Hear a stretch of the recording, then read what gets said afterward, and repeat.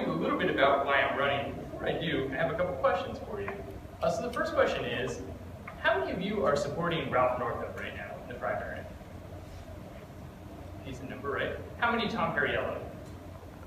Also a decent number, right? Now, how many of you are undecided between Northam and Perriello?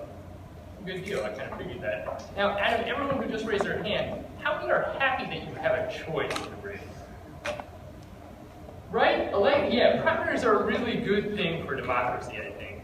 I think this primary in particular is forcing Perriello and Northam to deal with really important issues, and it's probably making both of them better candidates, right? Well, that's kind of what I'm doing too, I hope. I'm in a primary race against Delegate Toscano. Mr. Toscano has held this seat now since 2005, but he's never faced a primary challenger before. So the last 12 years, Democrats have not had a choice. So this is a really unique kind of election. And it's an especially unique election, given the political circumstance that we find ourselves in today, right? So what I'm going to do, because I know we only have a couple minutes, is just talk about a couple key differences between myself and Mr. Toscano. The first is on campaign finance. Our campaign is 100% volunteer run, 100% small donor fund.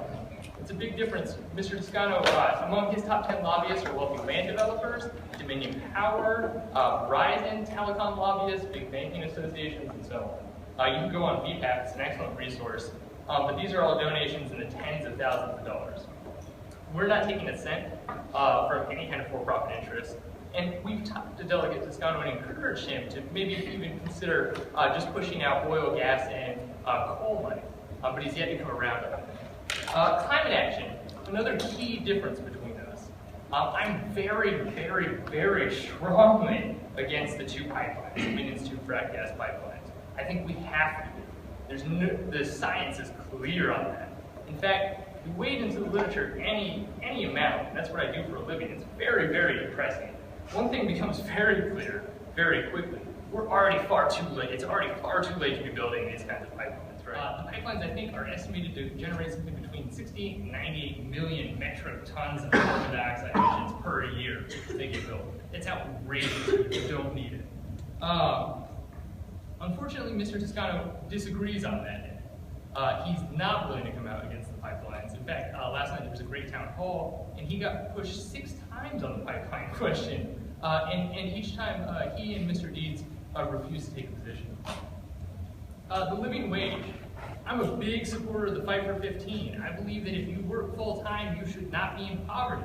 You gotta remember, if you make the minimum wage right now, $7.25 an hour or less, which 120,000 Virginians do, they make $7.25 an hour or less. Oh, just think about that for a second. That means before taxes, you're bringing home $300 a week working 40 hours.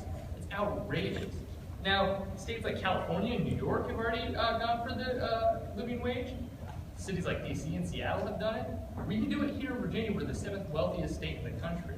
Mr. Toscano disagrees, though. The last time he put forward any legislation to raise the minimum wage was in 2007, where he put forward a bill to raise it to $7 an hour.